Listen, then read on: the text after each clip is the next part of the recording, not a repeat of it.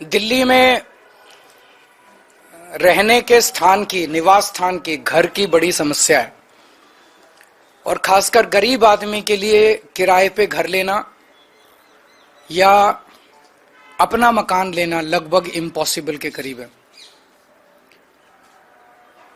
मैं अभी जब अपनी विधानसभा में घूम रहा हूं, बहुत सारे सफाई कर्मचारी आते हैं। सफाई कर्मचारी जब रिटायर हो जाता है, जब तक रिटायर होता है तब तक तो उसे सरकारी निवास मिल जाता है, लेकिन जब रिटायर होता है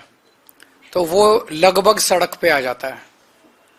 उसकी इतनी पेंशन नहीं होती कि उसमें वो किराए पे अलग घर ले सके, इतने पैसे नहीं होते, उसके पास सेविंग्स नहीं होती कि एक घर खरीद सके।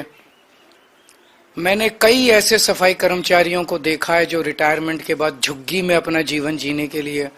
और झुग्गी भी आसान नहीं है बनानी, झुग्गी में अपना जीवन निर्वाह करने के लिए मजबूर हुए हैं।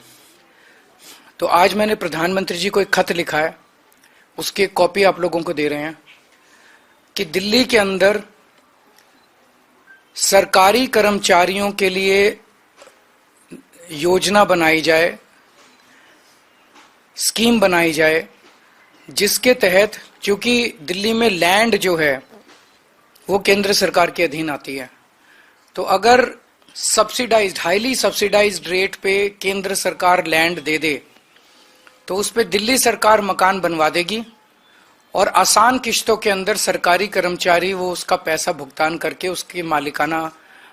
बन सकते हैं, उन घरों के मालिक बन सकते हैं। तो मैंने आज उनसे निवेदन किया है कि इसकी शुरुआत हम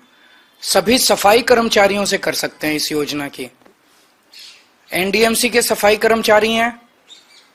और नगर निगम के सफाई कर्मचारी हैं, और एनडीएमसी के और दिल्ली नगर निगम के जो सफाई कर्मचारी हैं, इन लोगों से इस योजना की शुरुआत की जाए, जिसके तहत केंद्र सरकार जमीन दे, दिल्ली सरकार उस पर घर बनवा दे और सभी सफाई कर्मचारी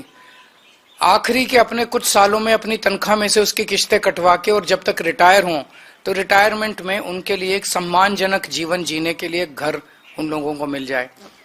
मैं उम्मीद करता हूं कि केंद्र सरकार इसके लिए राजी होगी, प्रधानमंत्री जी इसके लिए राजी होंगे, क्योंकि गरीबों के बारे में है। तो पहले सफाई कर्मचारियों से इसकी शुरुआत करते हैं। एक बार ये शुरू हो गई स्कीम तो फिर अन्य कर्मचारी, सरकारी कर्मचारियों के लिए भी इसको लागू किया जा सकता है। तो ये बेहद कल्याणकारी, जैसे प्रधानमंत्री जी ने कहा कि दिल्ली की कल्याणकारी योजनाएं लागू रहनी चाहिए, तो नई नई कल्याणकारी योजनाएं भी लागू होनी चाहिए। ये एक नई कल्याणकारी योजना मैंने आज प्रधानमंत्री जी को भेजी है।